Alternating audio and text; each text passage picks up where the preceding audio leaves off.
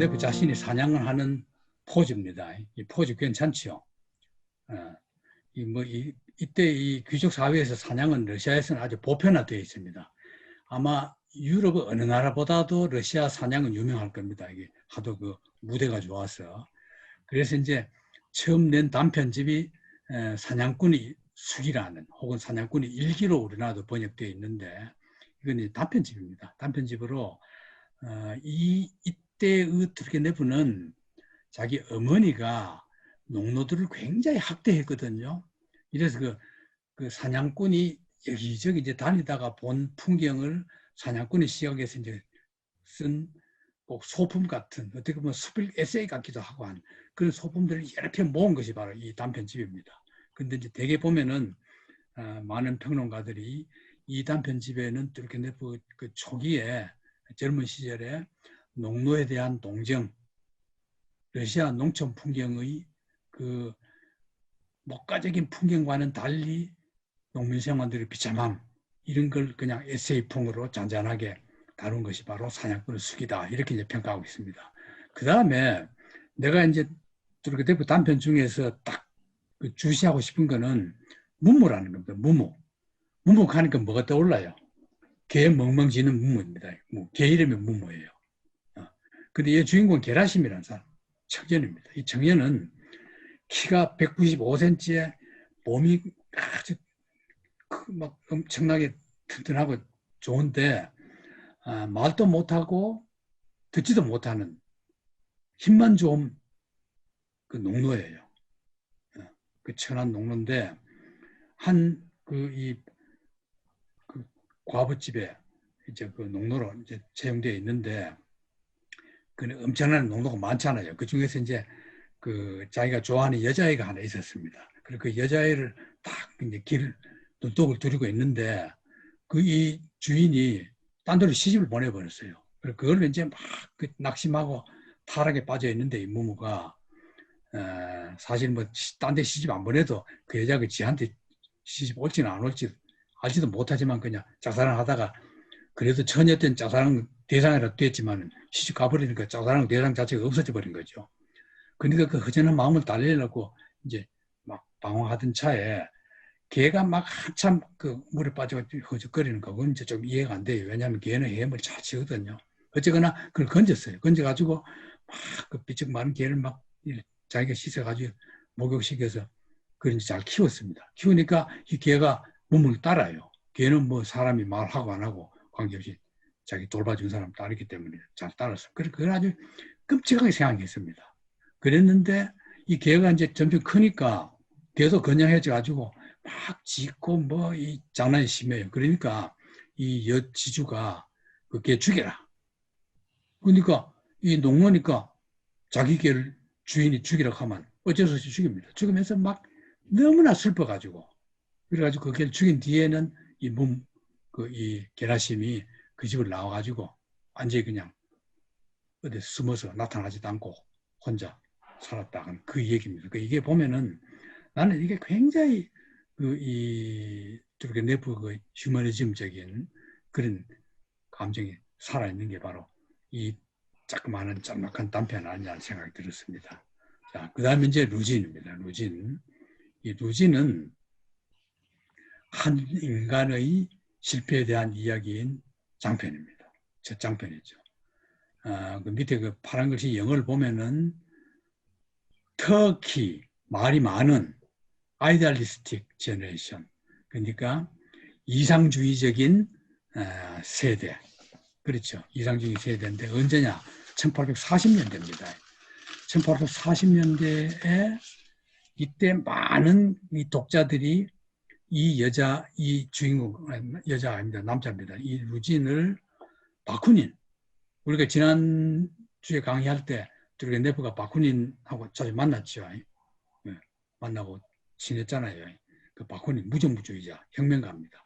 닮았다겠는데 이건 내가 보기에는 이제 평론가들이 볼 때는 실제로 뚜르게네프 자신은 바쿠닌을 이렇게 봤을 거예요. 그러나 바쿠닌이 이런 사람은 아닙니다. 왜냐하면은 이거는 좀 전에 내가 강의했던 부시키나 이런 데서 보면 잉여인간상이라는 게 있죠. 잉여인간상. 그런 식으로 그런 인간상에 속하는 주인공으로 보통 우리는 뚜르게네프 루진을 꼽거든요. 말하자면 귀족으로 아무 쓸모없는, 그야말로 자기가 생산을 전혀 안 해도 살아갈 때 지장이 없는 인간, 그런 인간이 비현실적이죠. 그러니까 아이디얼리스트가 아닙니까? 그리고 또 아는 건 많으니까 말은 많아. 터키한 거죠. 터키한 거죠. 그런 이 인간상 그런 게 이제 루진인데, 이 얘기 줄거리를 보면 다 알 수 있습니다. 운명에 따르고 복종하라. 이건 이제 니체의 뭐 그런 운명하고 관계 없어요. 그 미망인 여지주 다리아, 러시아 주인공들 이름 긴데 그냥 하나만 다리아라고 외워두십시오.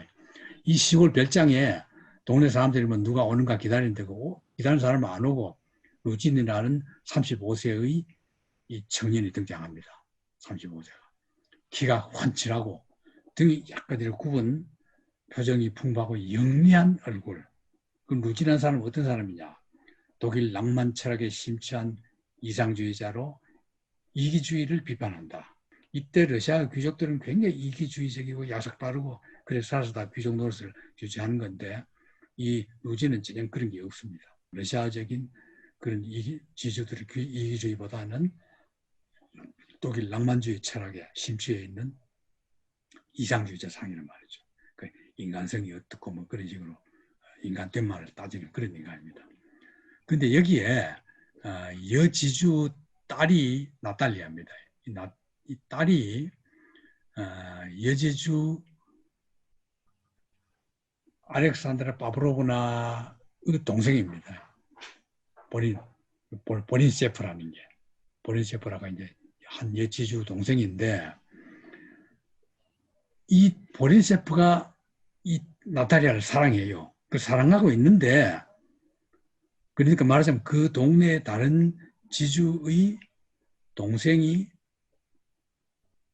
다리아, 이 미망인 여지주 딸을 사랑하고 있는데, 루진이 딱 보더니만 그 동네, 시골 동네에서 딱 쓸만한 처녀가 다리아다 생각한 거야. 그래서 다리아하고 좋아한 거예요. 그러니까 이제 이 나탈리아도 루진이 자기 좋아하니까 이 지주 딸도 루진을 좋아해 버렸습니다. 그래서 둘이 한참 뭐 연애가 성립되는 겁니다. 그래서 이제 결혼할 뻔도 했는데 결혼까지 안 가요. 왜 안 가느냐? 루진이 거절합니다. 이게 이제 말하자면 독일 이상주의적인 낭만주의 철학자. 그걸 이제 뚜르게네프가 말하고 싶었던 거죠. 운명에 따르고 우리들 관계를 허락하지 않는 어머니의 말에 복종해라. 여지주가 가만히 보니까 루진이 생기긴 허술하게 생겼고 아는 것도 많고 그러나 현실적이지 않고 저런 남자한테 내 딸 주기 싫다. 여지주 마음이야. 그 당시 러시아 지주. 뭐 여러분 지금도 그렇죠. 여러분도 여러분 딸 이런 남자 안 주겠죠. 그러니까 이제 이 남자는 그야말로 진정한 사랑이라면 몰라도 그렇게 막 그 부모 반대를 무릅쓰고 뭐 할 그런 거 나는 안 한다. 그런 걸 이제 보여주는 거죠. 근데 이게 이 루진이 어떻게 하냐면 나는 실천이 없는 말뿐인 인간이다. 그 자책하면서 그래 하니까 한 친구 레지노프는 친구가 좋은 말도 하나의 실천이다. 너 너무 그렇게 자기 비하하지 말아라.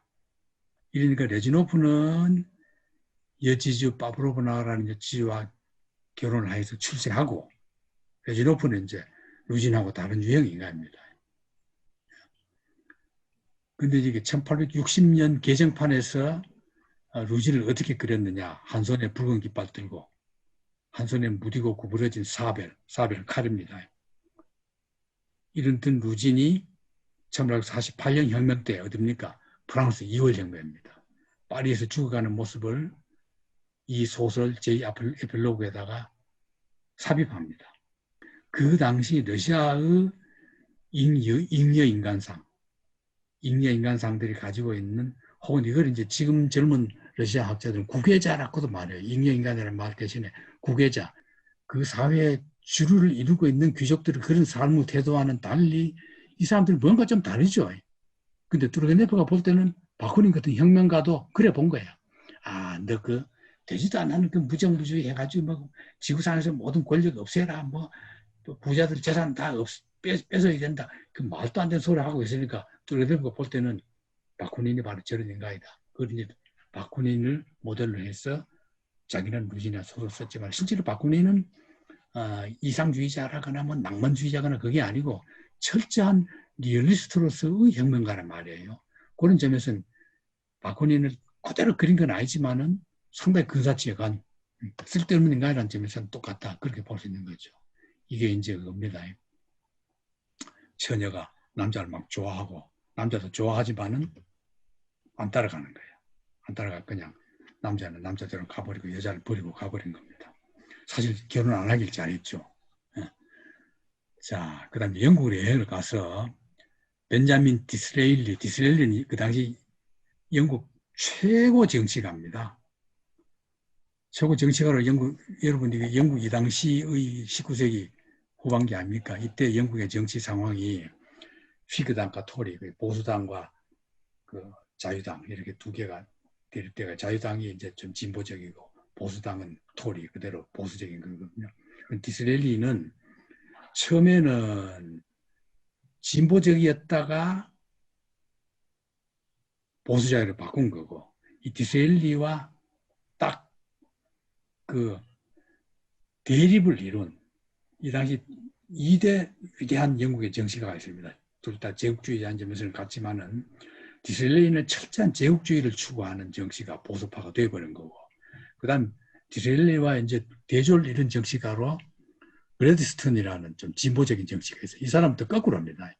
처음에는 보수적이어서 보수당 국회의원을 하다가 나중에 진보파가 되어버려요. 그래서 이제 자유당 들어가서 이제 나중에 디스레일리와 수상과 그레드스턴 수상이 서로 이제 막 다투거든요. 그래가지고 그레드스턴은 제국주의에 대해서는 약간은 좀 관대를 관용을 베푸는 그런 정치가입니다. 그래서 이 디스레일리 보수파를 만난 겁니다. 예, 뚜르겐네프가 영국 갔을 때 뚜르겐네프가 외국을 잘한다고 내가 얘기했죠. 똑같이 불어나 뭐 독일어 이런 걸 그냥 러시아 말하고 똑같은 수준으로 그대로 말 딱 하면은 말 그 자체가 문장이 되어버렸다 그래요. 그다음 세카레는 허영의 도시를 쓴 영국의 아주 위대한 문호죠. 작가고 카을 라일은 너무나 유명하죠. 영숭배론 이런 걸로 유명한 그 문예 비평가이고 사상가 카을 라일은 그 당시 영국의 최고 지성인 한 사람입니다. 이런 사람 다 만나고 다닌 겁니다. 자, 그 다음에 귀족의 보금자리, 네스트 오브 더 젠트리, 귀족의 보금자리. 이걸 이제 어떤 뚜레네프 연구자들 중에 어떤 사람은 이걸 이제 대표작으로도 보는데 왜냐하면은 이건 어떻게 보면은 뚜레네프 자기 자신의 자기도 뭐 대단한 그야말로 뭐 대지주잖아요. 뭐 대귀족은 아니지만 톨스토이 같은 귀족은 아니거든요. 지주긴 하지만은 톨스토이 뚜레네프 모습이 가장 많이 반영된 작품이 아니냐 이렇게 이제 다들 보는데 이반 기화된 귀족입니다. 그래서 영지에서 어머니 시녀를 사랑해가지고 개화됐기 때문에 그 둘 사이에 표들가 태어나요. 아들이. 근데 이제 이 아버지가 스파르타식 교육을 시킵니다. 새벽 4시에 일어나고 명수업 시키고 하루 한 끼만 먹으라 하고 막 이렇게. 아들 안 들어요. 표들을 자라면서. 지금부터는 이제 완전 아들이 얘기입니다. 그 귀족집에서 큰 아들이 어떻게 커가지고 어떻게 살아가느냐. 말하자면 러시아 귀족의 보금자리가 점점 허물어지고 있다. 그걸 이제 그리고 싶은 거예요. 이게 이제 뚜르게네프가 그린 게 되게 그렇거든요. 러시아 귀족이 정상적이고 잘하고 이런 게 아니라 점점 허물어져 가는 걸 그리고 나중에 안톤 체홉대에 가면은 귀족들이 완전히 몰락하는 걸 그립니다. 그래서 이제 톨스토이나 이쪽 고르키 쪽으로 가면 완전 귀족들이 사라져버리고 혁명이 일어나 버리는 거죠. 그만큼 이제 귀족들이 점점 뚜르게네프 시대부터 쭉 이렇게 내리막길을 걷는 걸 그런 상태 그린 거거든. 그럼 표들은 어떻게 했느냐? 아버지 그런 말 안 들어요. 뭐 귀족이 어떻고 양반은 어떻고 우리나라 그런 거랑 똑같죠. 안 듣고 러시아 현실 바탕 해가지고 민중 사랑하고 독일 유학했다가 돌아왔어. 아주 장가를 어디 가느냐? 퇴역 장군의 딸 바르바라 한테 갔어요. 이 여자는 경박한 현실주의자라. 그 이제 파리에 가서 살았거든. 사는데 이 여자가 그냥 거기서 불륜을 저질러요. 그래 하니까 이제 표들이가 화도 나고 해가지고 혼자 귀향합니다. 귀향해가지고 어떻게 하느냐. 판신이라는 남자의 약혼녀. 판신은 출세기를 지향해가지고 출세한 판신한 남자의 약혼녀. 리자. 그 표들이가 리자를 만나게 됩니다. 이 리자를. 만나가 둘이 사랑해요. 근데 또 약혼 남자 있는데 또 여자는 또 뭐냐. 그 여자들은 다 그런 낭만주의적인 남자를 좋아해요. 결국은 그렇게 둘이 사랑해가지고, 이제 물론 사랑한 데는 그 둘의 내부가 좀 윤리적이기 때문에 그때 이유를 붙여요. 파리에 있는 아내가 죽었다. 소식 듣고는 죽은 줄 알고 이제 리자하고 사랑한 거야. 그런데 죽었다는 아내가 살아와요. 보니까 이 아내가 파리에서 사롱을 경영했거든. 그러다 이제 바람도 나고 그랬는데 그 사롱이 망해버렸대요. 망하니까 이제 돈을 얻으러 다시 귀향한 거야. 그러니까 너무나 놀래가지고 살아있구나. 그 아내를 두고 내가 딴 여자를 사랑할 수 없다. 그건 또 이 표들이가 알아가지고는 그 리자를 포기합니다. 그래서 결국 아내와 못 헤어지고 리자와 오히려 작별했다. 그럼 리자는 약혼한 남자를 두고 다른 남자를 사랑하다가 그래서 또 미역국을 먹는 격이 되잖아요. 결과적으로는. 결국은 수녀원으로 가버립니다. 참 안 됐죠. 여자만 안 됐어. 그런데 이 리자를 그 러시아의 일부 평론가들은 이상적인 러시아적 여인상의 하나다. 뭐 이렇게 또 보는데 내가 보기엔 뭐 그렇지는 않는데 그 리자는 그 여자와 도저히 비견될 수 없다. 이게 이제 표들이가 한 말입니다. 리자라면 내게 수치스러운 희생을 요구하지 않았을 것이다.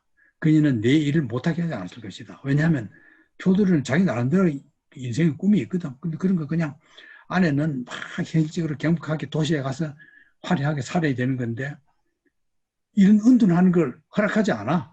자기 아내는. 근데 리자는 다 이해해준다. 그래서 사랑했는데 결국은 아내가 살아있기 때문에 이 자기를 이해하는 여자와 결혼 못한다. 그런 뜻이죠. 그녀라면 내가 정직하고 엄격한 노동을 하는 걸 경외했을 거고 우리 둘은 아름다운 목표를 향해 전인했을 것이다. 근데 그래 못한 거야. 이제 그래서 표들이가 리자에게 말합니다. 이게 둘이 모습입니다. 오직 마음만이 당신에게 진실을 말할 것이다. 경험, 이성 이것들은 모두 보잘것없고 험하다. 최고 유일한 행복을 자신에게서 빼앗지 말아달라. 리자에게. 자기는 조용히 아무 이 윤리적인 타선 없이 살고 싶은데 당신이 그러면은 당신하고 내가 또 결혼하면은 아내와 헤어져야 되고 이런 거 난 할 수 없고 그냥 난 조용히 그냥 살고 싶다. 그러니까 나를 너무 유혹하지 말아달라 그런 입장이죠. 표들이가 젊은 사람들에게는 즐기고 기뻐하고 성장하라. 젊은 힘들이여. 인생이 너희들 앞에 있다. 너희들은 더 행복하게 살아야겠지. 너희들은 우리들처럼 어둠 속에서 길을 찾을 필요가 없고 싸우거나 넘어지거나 일어날 필요가 없으리라. 우리는 살아남는 일에 노심초사했고 우리들 중 얼마나 많은 사람들이 사라져 갔더냐. 너희는 실천을 하고 일을 해야만 한다. 우리 늙은이들의 축복이 너희와 함께 하리라. 이렇게 해서 이거는 그 루진의 시대에서 한 시대를 내려온 겁니다. 한 시대를 내려와서 이제 이렇게 변해가는 거다. 한 20년 뒤, 60년대 세대죠. 귀족의 보금자리라는 영화거든요. 이걸 뭐 우리 영화를 다는 못 보지만은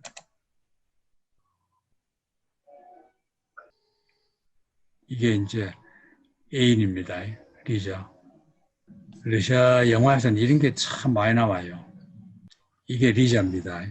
리자 둘이서 이제 상당히 죽이 맞은데 결국은 포기하지 않을 수 없는 그런 장면을 보여주는 겁니다. 자, 이렇게 맛만 보고. 그 다음에 이제 두르게네프 하면 여러분 머릿속에서 이 얘기는 들었을 거예요. 햄릿과 돈키호테 하는 거. 이거는 강연에서 한 얘기인데 이게 굉장히 그 논문으로 지금 나와 있는데 좀 길어요. 긴데 한마디로 말하면은 인간의 유행을 햄릿과 돈키호테형 둘로 나누는 게 바로 여기서 비롯합니다. 여러분 인간을 저렇게 두 유형만 있는 건 아니거든요. 햄릿은 사색형, 돈키호테는 행동형 이래가지고 우리가 보통 이제 대화에서도 저런 말 많이 쓰죠. 그 햄릿형 인간이야, 돈키호테형 인간이야 하는 게 바로 이제 투르게네프의 강연 때문에 이 작품을 안 읽었던 사람들도 다 읽게 되고 안 읽어도 만화라도 줄거리라도 알아야 돼요. 햄릿형, 그냥 생각형, 공상형, 사색형. 햄릿은 어떻게 합니까? 자기 삼촌이 자기 아버지를 죽였다는 걸 알면서도 그 삼촌을 죽이고 싶은데 못 죽이고 계속 고민하다 결국 비극을 맞이하게 되잖아요. 돈키호테도 무조건 행동을 먼저 하고 보는 겁니다. 그걸 나누는 겁니다. 그 다음에 이제 전날 밤 on the eve 이렇게 말합니다. 영어로는. 이건 원래 이제 투르게네프가 이걸 쓰는 동기가 파란 글자에 나온 제거입니다. 자기가 살던 그 영지에 이웃 살던 지주가 러시아 사람이죠. 근데 불가리아인과 연애해요. 쉽게 말하면 러시아인 처녀, 혁명적인 아주 진보적인 처녀죠. 그 불가리아 남자한테 결혼해서 간 거예요. 그걸 보고 러시아 여인 중에는 저렇게 용감한 여인도 있다. 그래서 이제 이걸 쓴 겁니다. 그 모델로 삼은 게 엘레나라는 여자입니다. 열광적인 공화주의자. 여러분 공화주의자 하는 건 지금 우리 치면 민주주의자 그런 생각 같습니다. 그 당시에서는 공화주의자. 왕을 반대하는 걸 공화주의자 이렇게 불렀어요. 왕을 지지하는 사람도 왕당파 이렇게 불렀거든요. 장벽을 앞에 굴하지 않는 남성 찾기. 학자들이나 다 엘레나를 좋아해. 조각가도 좋아하고 그런데 딱 이래 만나보고 하다가 학자는 그냥 머릿속에 든 것만 있고 조각가도 말 뿐이고 싫어 그런 남자. 자기는 막 행동하는 남자가 좋아. 결혼 안 해요. 그런데 인사로프를 사랑해요. 인사로프는 어떤 남자냐? 7살 때 부유한 터키인에 의해서 어머니가 살해당해요. 그래가지고 막 자기 아내를 죽인 복수를 하려는 아버지가 또 터키인에게 피살당합니다. 그러니까 과로 이렇게 커가지고는 청년이 된 뒤에 인사로프 꿈은 뭐냐? 터키 압제에 저항하는 거예요. 쉽게 말하면 불가리아의 독립운동이에요. 옛날 불가리아가 터키 지배하에 있었거든요. 근데 불가리아는 어떤 사람이 삽니까? 100개 러시아인이 살거든. 슬라브족들이 사는 나라거든요. 불가리아가. 그러면 러시아하고 그냥 사촌간이죠. 그러니까 불가리아의 독립을 러시아도 다 도운단 말이에요. 그래가지고 이제 엘레나가 인사로프를 따라가지고 자기 애인이 투쟁하다 죽어요. 죽으니까 그 애인은 나라를 따라 불가리아로 갑니다. 가면서 인사로프 자기 애인이죠. 그 조국 말고 내게는 다른 조국이 없다.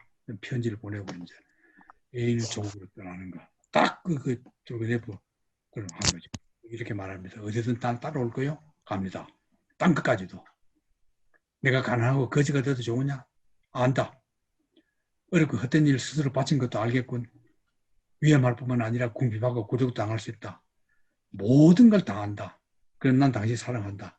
사랑하기 때문에 당신을 남자로서만 사랑하는 것이 아니라 당신이 타고난 그 전체의 운명, 당신의 역할, 책임까지도 난 사랑한다. 그래서 가는 거다. 굉장히 이거는 유명한 투르게네프 작품 중에서는 비교적 혁명적인 소설에 속하는 겁니다. 그날 밤 가는 거는. 근데 표절 시비에 걸립니다. 곤차로프라는 작가는 여러분 이거 이름만 외워두세요. 그 선장이에요. 선장이고 우리식으로 표현하면 이제 감독관 관리 쪽에 붙어가지고 그래서 완전히 그냥 관리와 선장을 하던 그런 계통의 비문학적인 그 관료 출신의 인간형으로 보면 됩니다. 곤차로프라는 작가는. 근데 이게 이제 왜 이름을 외워두라 말하느냐 하면은 함장으로 세계 일주를 해요. 하다가 막판에 자기 나라 항구로 돌아가는 길에 우리나라로 옵니다. 우리나라 동해를 지나가면서 우리나라에서 썼는데 우리나라를 그렇게 좋게 안 썼어요. 아주 가난하고 그냥 행변없는 나라를 쓴 바로 그 작가입니다. 그 작가인데 자기가 쓴 절벽을 투르게네프가 그 전날 밤에서 100개 먹었다. 그래가지고 비공식적인 인포멀 코드, 비공식적인 법정을 열어가지고는 세 작가들이 판사 역할을 했는데 판사 만장일치로 뚜르게네프를 클리어, 죄 없다. 그 다음 첫사랑입니다. 이건 여러분 읽은 분들이 좀 있을 거예요. 뚜르게네프 작품 중에서 대중성이 가장 있는 소설인데 지금 내가 다시 보니까 너무 유치찬란해요. 이런 소설을 내가 왜 젊었을 때 좋아했던가 할 정도로 읽기에 좀 미안한 소설이니까 읽지는 말고 그냥 그 첫사랑이 자기 그 아버지하고 관계에 있었던 여자예요. 여자가 좀 연상의 여자로 이웃집에 온 여자거든. 1844년 모스크바 근교 별장이야. 여자의 사랑을 두려워해라. 그 행복, 그 독을 두려워해라. 아버지가 아들에게 매달 한 말입니다. 아들이 브라지밀이에요. 16살 대학 입학 시험을 앞둔 감수성 예민한 소년 브라디미르가 그녀가 나를 바라보는 순간 나는 머리 끝에서 발끝까지 완전히 그녀 것이 되어버렸다. 16살 때 여러분 그랬죠 다. 여자는 지나이다요. 바로 옆집에 이사 왔는데 21세기 가난한 공작 부인의 딸이야. 지나이다. 브라디미르는 대학 입학 가가지고 아버지가 급수했어요. 4년 후에 그녀가 결혼했다는 소식 듣고 첫사랑, 자기가 첫사랑 대사였기 때문에 찾아가 보니까 지나이다가 죽어버렸다. 아주 싱거운 얘기죠. 그러나 이제 그 첫사랑의 그 달콤함, 이거는 굉장히 진해요. 이 여자가 이제 요녀같죠. 아버지와 그걸 해놓고 또 그걸 했으니까. 이건 이제 뭐 한 장면만 볼까요? 애인이 나오는 게 있을 텐데 이게 이제 애인입니다. 여자. 근데 이게 이제 잘 안 된 거죠. 근데 이걸 이제 아버지와 그 불륜 관계로 만드는 그 자체가 어떻게 보면 참 러시아 그 당시 그 불륜 사회 그걸 이제 나타낸 거죠. 자, 이제 그 다음 소설입니다. 아버지와 아들. 이건 여러분 기억해 두십시오. 이건 뚜르게네프 뭐 어떻게 보면은 대표작 하면 이제 우리도 고등학교 때 뚜르게네프 하면 아버지와 아들. 그때는 부자라고 그래서 부자 한문을 부자라고 했는데 허무주의자가 나오는 겁니다. 이 주인공이 바자로프거든요. 바자로프. 바자로프는 이건 뭐 우리 이름도 외울 정도입니다. 꼭 저는 바자로프 같다 뭐 이렇게 말했거든요. 이거는 니히리스트라는 이 말을 처음 나오게 한 소설이 이 뚜르게네프예요. 니히리스트 하는 말이 니치에서 나온 게 아니고 여기서 처음 만들어낸 말입니다. 허무주의라는 게. 이 말, 언어 자체를 처음으로 만들어냈고 이 바자로프, 이 소설의 주인공은 1860년대 이미 그 아까 나왔던 루진이 1840년대만 그 루진의 한 세대 뒤 20년 뒤 그때 세대의 청년들이 어떻게 변했느냐 그 세대 변화를 이제 아버지 세대와 아들 세대 루진 같은 게 아버지야 아들이단 말이야 달라진 거죠. 그럼 바자로프는 어떤 인간이냐 하면은 정치적으로는 소셜리스트 사회주의자고 철학에서는 사이언티픽 메테리얼리스틱 그러니까 과학적인 유물론자 이런 사상을 나타낸 것이 바로 아버지와 아들이라 한데 근데 이걸 조심하십시오. 그 당시 혁명가들이 그러면 다 바자로프니 그게 아닙니다. 뚜르게네프는 혁명 반대파거든요. 러시아 작가 톨스토이 뚜르게네프 나이로 따지면 뚜르게네프 그 다음에 도스토옙스키 그 다음 톨스토이거든요. 근데 이 세 유명한 러시아 3대 작가를 여러분 딱 상식적으로 평가하면 이래 합니다. 도스토옙스키는 완전히 우파예요. 완전히 우파. 만년은 가면 완전히 극우파가 됩니다. 도스토옙스키는. 톨스토이는 완전히 혁명가, 급진적 진보주의자. 뚜르게네프는 그 중간에 있어요. 그런데 뚜르게네프는 그래서 양쪽 다 이해를 해요. 하는 대신에 뚜르게네프 입장은 뭐냐면은 혁명을 절대 지지 안 합니다. 아까도 바쿠닌을 루진으로 이렇게 돌려가지고 좀 부정적으로 바쿠닌의 부정적인 면을 부각시켰죠. 이것도 마찬가지입니다. 바자로프를 통해서 그 당시의 사회주의와 과학적인 유물론 이것을 바자로프라는 청년을 통해서 비판한 거예요. 혁명을 지지한 게 아닙니다. 그래서 이제 만든 거죠. 줄거리는 페테르부르 대학을 졸업한 길사로프. 길산호프 뒤에 건 외워두세요. 길산호프가 자기 친구 바자로프를 데리고 자기 집 농장으로 가. 시골 니콜라이 아버지 가서 갔는데 자기 아버지의 형 백부죠. 길산호프에게는 백부가 되죠. 바벨 파란 것이 바벨. 이제 귀족인데 아무 일도 안 해. 이게 말하자면은 먹고땡이 잉여인가입니다.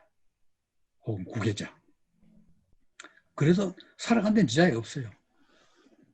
안나, 오진쪼바라는 여자는 29살의 미망이냐. 미망인이 많죠. 남자 다 술 먹고 나쁜 짓 하다 일찍 죽고 여자가 미망인이 많아요. 도박꾼 아버지였고 결혼 생활에서 쉽게 감정에 빠지는 위험성 교훈을 그러니까 아버지한테 느꼈어요. 그래가지고 29세 미망인인데 재혼을 하긴 해야 되는데 굉장히 까다로워요. 그러니까 이제 바자로프가 이제 친구 집에 딱 정말 그런 바자로프가 이 혐오주의자가 혁명적 허무주의자가 친구 집에 따라갔어. 대학 졸업하고. 친구 집에 따라갔는데 그 동네에서 아주 이쁜 과부 안나 보고 좋아하는 거예요. 근데 안나가 그 청년 참 매력 있다.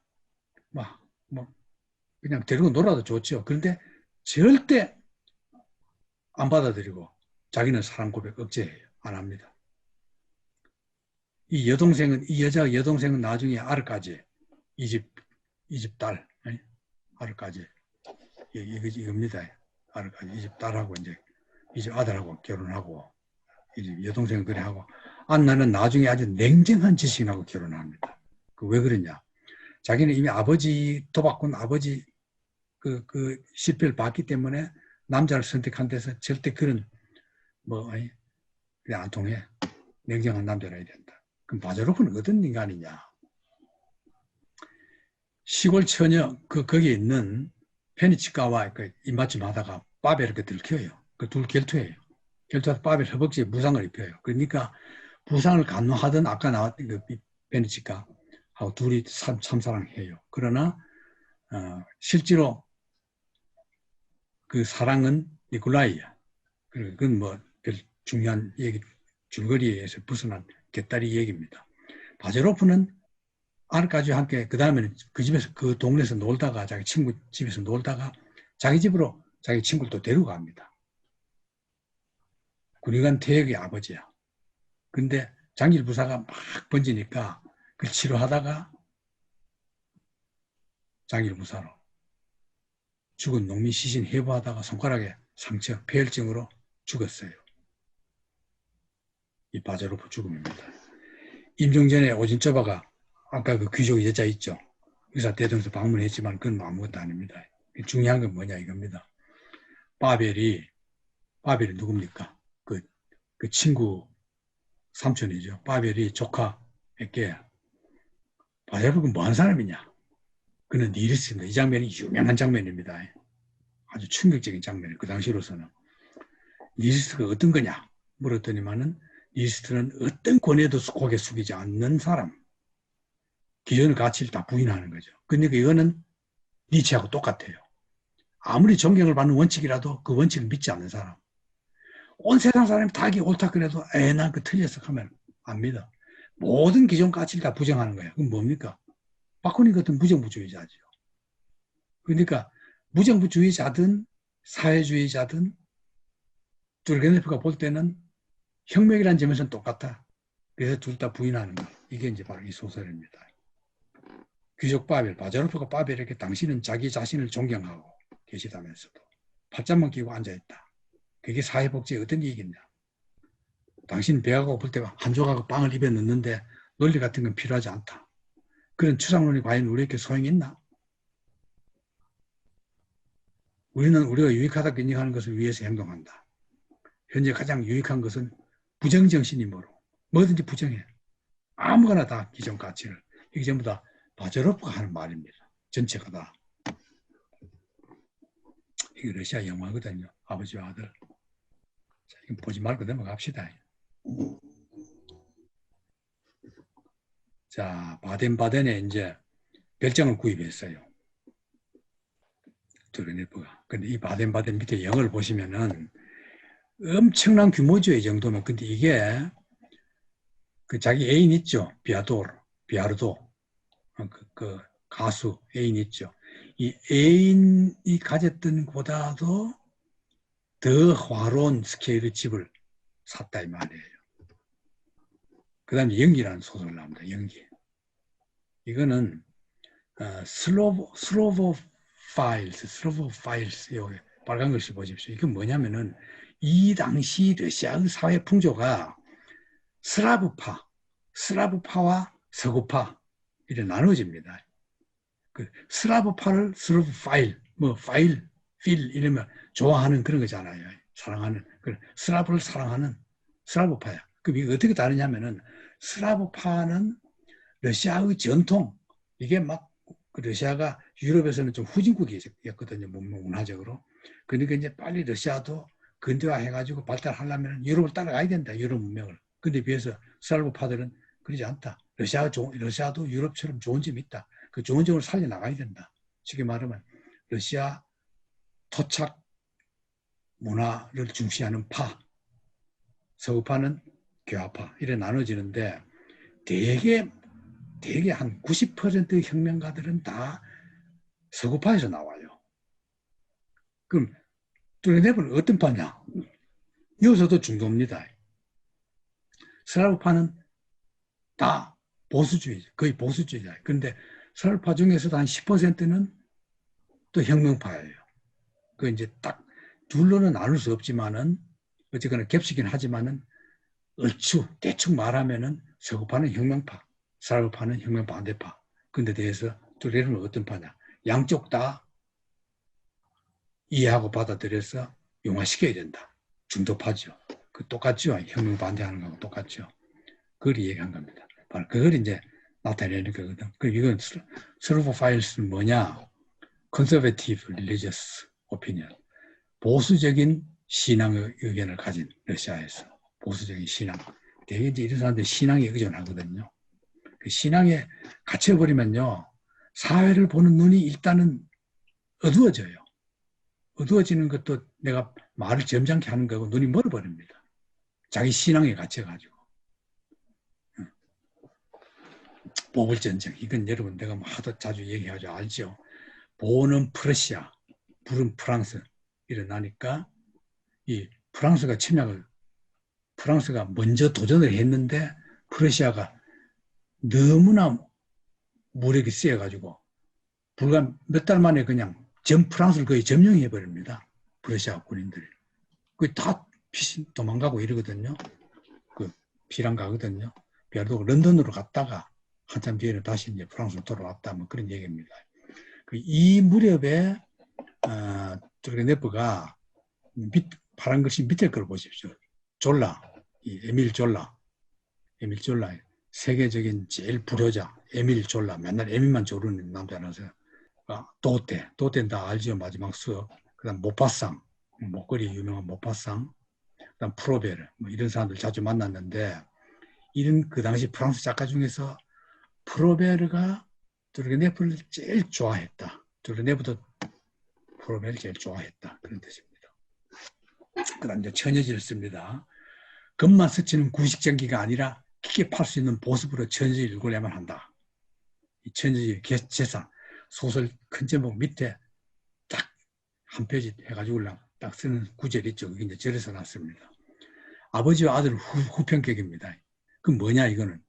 아버지와 아들은 혁명파가 절대 말뜻하는 허무주의자예요. 바자로프는. 이거는 뭐냐? 완전히 혁명파가 되어버린 겁니다. 인민주의자. 이게 뭡니까? 그 당시 말로는 분나로드. 1870년대. 1870년대 되면 러시아 모든 그 지식인 청년들이 분나로드파, 인민들을 속으로 분나로드파 돼. 그 분나로드 풍조, 그걸 그대로 우리나라 일제시대 때 1930년대 옮겨온 것이 농촌계몽, 이광수, 흑, 신문의, 그 상록수, 이게 다 러시아 1870년대의 분화로드 사상이 우리나라 들어와서 된 겁니다. 60년 뒤에 우리나라 들어와서. 이 주인공은 네지다노프, 공작의 서자로 페테르부르크 대학생이야. 진실성과 결벽성에다 감상적인 로맨티시스트, 투쟁 중에 좌절, 권중자살해버려요. 이게 이제 이상주의적인 거 가지고는 해명이 안 되거든요. 솔로몬은 어떤 남자냐? 교회직의 아들로 기술자야. 가까운 혁명을 안 믿고 침착하게 천천히 일을 해나가는 거예요. 그 마리아나는 이상주의적인 정열과 적극성을 가지고 있어. 마리아나를 또 어떤 러시아 평론가들은 러시아의 이상주의적인 여자다 이렇게 또 말해요. 러시아 문학의 지평선에 떠오른 가장 밝은 별이자 최고의 여성을 형상한 거다. 루나차르스키라는 유명한 혁명파 평론가입니다. 레닌과 함께 러시아 혁명을 일으켰던 초기에 문학 교육부 장관 했던 게 루나차르스키거든요. 대단한 문학 평론가입니다. 자, 이제 솔로민과 마리안나. 그러면 이 솔로민과 네즈다노프는 어떻게 다릅니까? 네즈다노프는 로맨틱한 데서 확 하다가 자기 뜻대로 안 되니까 자살해버렸고, 솔로민은 조금 하다 보면 다 장애물이 생기고 방해를 받잖아요. 그러면 그래도 실망을 안 하고 천천히 혁명을 전적으로 해 나가야 된다. 그게 솔로민이거든. 그럼 마리아나는 누굴 좋아하느냐? 당연히 솔로민을 좋아하는 거죠. 그걸 이제 처녀지 여기서 그린 겁니다. 그러나 그 당시 혁명파들을 어떻게 했느냐? 점진적인 혁명보다도 꼭 점진적으로만 해야 된다고 하는 것이 아니라 때로는 과격할 때도 있다. 이게 그 당시 혁명파거든. 그리고 도르게네프는 역시 혁명파 소설은 아닌 거죠. 그 다음에 이제 파리에서 국제작가회의에서 부의장을 하고 또스토이와 화해해서 야손의 바이아나를 방문하고 또스토이하고는 이런 그 현실 문제나 그 이제 도르게네프가 볼 땐 또스토이는 지금 뭐 맨날 농민들이 어떻게 해도 자기는 귀족이고 해가지고 서로 빈정거리고 좋아 안 했어요. 1879년에 러시아 농노 해방으로 위해서 일한 공로로 옥스포드에서 명예 법학 박사를 줘요. 이게 말도 안 되는 소리예요. 도르게네프가 뭐 농노 해방을 위해서 뭐 오히려 톨스토이가 더 많이 했지. 그러나 이제 뭐 영국 왔다 갔다 하니까 그냥 친해가지고 옥스포드 대학에 친구 많으니까 박사 준 거죠. 명예 박사라는 건 다 저런 거거든요. 그 다음 여자 배우 하나 사랑하다 그것도 별것도 아니고 1880년에 푸시킨 동상 제막식이 갑니다.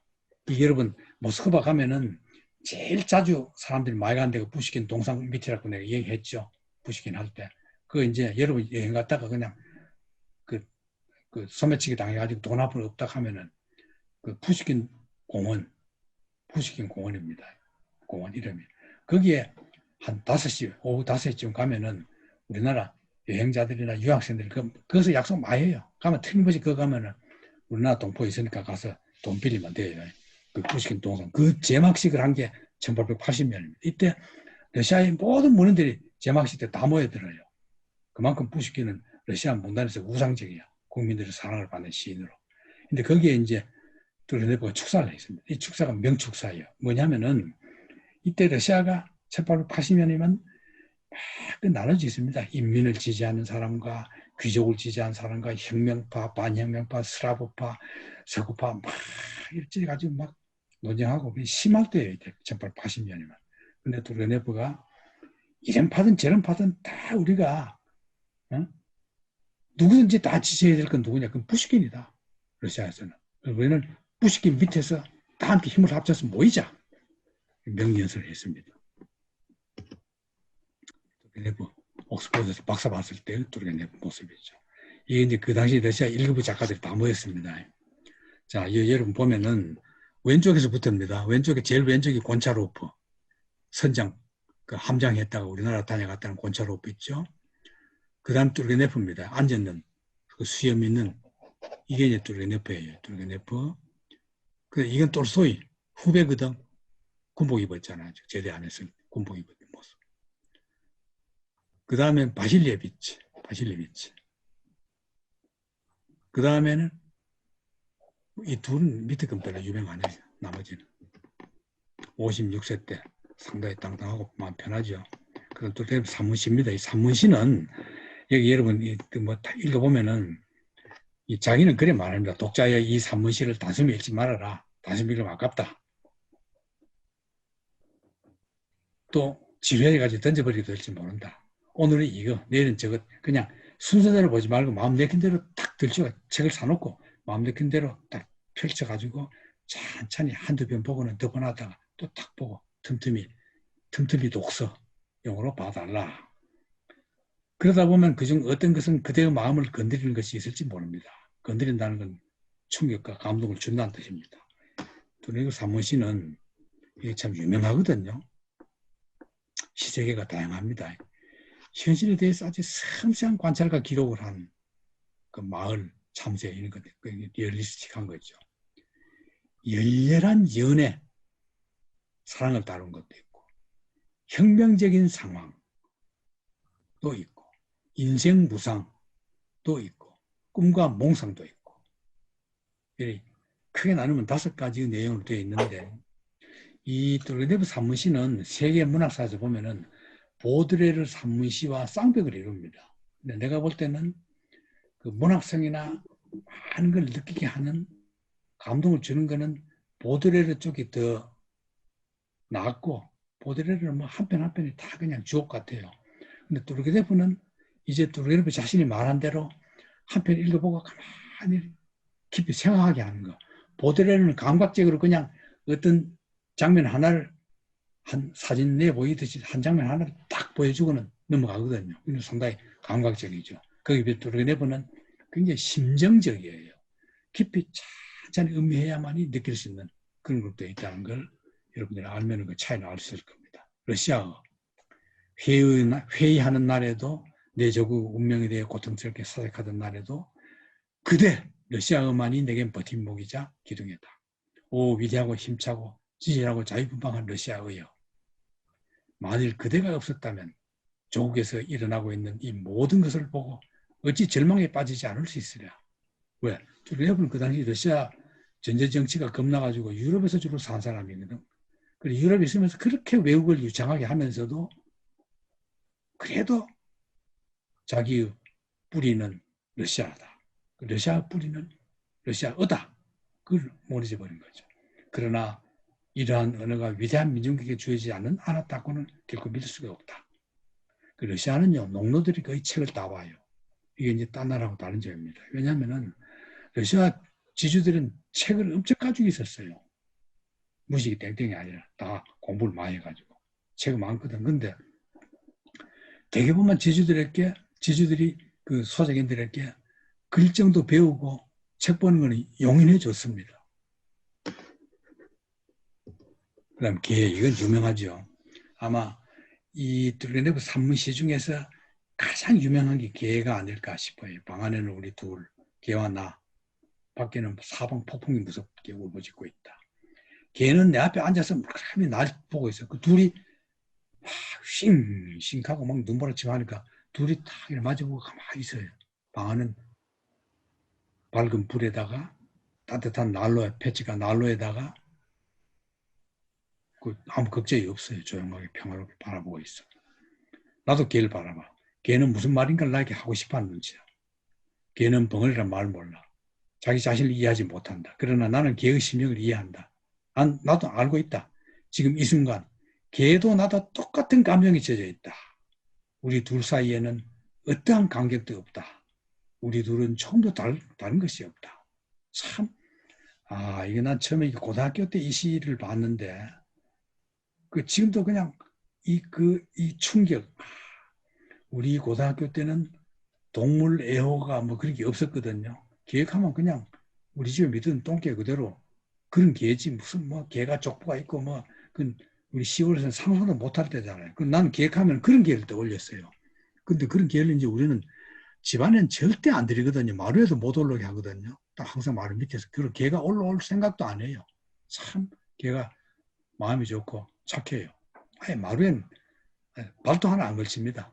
그런 지혜였거든. 이제 이렇게 이제 했습니다. 근데 그런 개를 나는 그런 걸 몰랐는데 이걸 보니까 동물들도 다 어쩌면 저럴지 모른다 해가지고 나도 실제로 개를 가만히 들여다보기도 했어요. 폭풍이 안 친데도 그냥 가만히 보면 지도 나를 가만히 봐요. 그 개만 그러다가 나중에 소한테도 그래 봤어요. 소도 내가 자식을 가만히 들여다보면 자기도 나를 자세히 봐요. 그거지. 이건 이제 뭐 다 안 얘기죠. 가다가 거지가 있어서 손 내밀어서 아무것도 줄 게 없어. 뭐 갑자기 또 용돈이 없는 거야. 그래 용서하시오 형제. 아무것도 가진 게 없구려. 거지는 충혈된 두 눈으로 물감이 나를 바라보았다. 그 파리한 두 입술에 가다는 미소가 스쳤다. 경멸하는 거죠. 돈도 한 푼 없는 겉만 번들하는 놈이냐? 그리고 그는 자기대로 나의 싸늘한 손가락을 꼭 잡아주었다. 괜찮습니다 형제 하고 그는 속삭였다. 그것만으로도 고맙습니다. 그것도 역시 적선이니까요. 나는 깨달았다. 나도 이 형제에게서 적선을 받았다는 것을. 돈 없다는 걸 알고는 손을 탁탁 잡았단 말이에요. 잡아주고는 용서해라 형제 아무것도 가진 게 없다. 이랬더니만은 거지가 자기도 괜찮다 하고는 나는 손을 또 다시 잡는 겁니다. 참 아름다운 풍경이죠. 괜찮은 거예요. 근데 윤동주가 이 산문시를 보고 뚜르겐네프 언덕이라는 시를 썼습니다. 이건 이제 발상을 뚜르겐네프의 거지에서 따와가지고 형식은 이상의 시를 모방해가지고 이제 한 겁니다. 윤동주가 쓴 시 원제목은 뭐냐면 뚜르겐네프의 언덕. 저렇게 해서 뚜르겐네프 뜻자를 츠로 했죠. 어쩌는 줄 압니까? 쯔 발음이거든요. 이게 엄격히 말하면 뚜르겐네프 하는 것이 그 영어로 표현하니까 T가 되지만은 러시아 알파벳을 하면 츠가 됩니다. 찌르겐네프 이래 되거든요. 그러니까 이제 츠르겐네프 저를 쓴 겁니다. 윤동주 엉터리가 아니거든. 러시아 발음에 충실하려고 쓴 거예요. 나는 고개를 넘고 있었다. 그때 세 거지가 소년이 지나쳐 첫째 아이는 잔등에 바구니를 둘러매고 바구니 속에는 사이다병, 간쯤에 통조림입니다. 통조림, 일본말. 셋째가 헌양말짝, 폐물이 가득해. 둘째 아이도 똑같아. 셋째 아이도 똑같아. 있는 거 그냥 다 주워 담은 바구니를 둘러매고 가는 거야. 덥수룩한 머리털, 시꺼먼 얼굴에 눈물 고인 충혈된 눈, 세기로 푸르스름한 입술, 너덜너덜한 남루, 찢겨진 맨발. 아, 얼마나 무서운 가난이 이 어린 소년들을 삼켰느냐. 나는 치근한 마음이 움직였다. 나는 호주머니를 뒤졌다. 두툼한 지갑, 시계, 손수건. 있을 것은 죄다 있었다. 그러나 무턱대고 이것들 내줄, 그 애들한테 줄 필요가 없잖아요. 손으로 만져거리다가 다정스레 이 얘기나 하리라 하고 애들 불러봤어요. 얘들아! 불렀거든. 첫째 아이가 충혈된 눈으로 힐끔 붙어볼 뿐이었다. 둘째 아이도 그럴 뿐이었다. 셋째 아이도 그럴 뿐이었다. 이건 뭐 닮았습니까? 이상의 시 오감도. 응? 그리고 너는 상관없다는 듯이 자기네끼리 소곤소곤 이야기하면서 고개를 넘어갔다.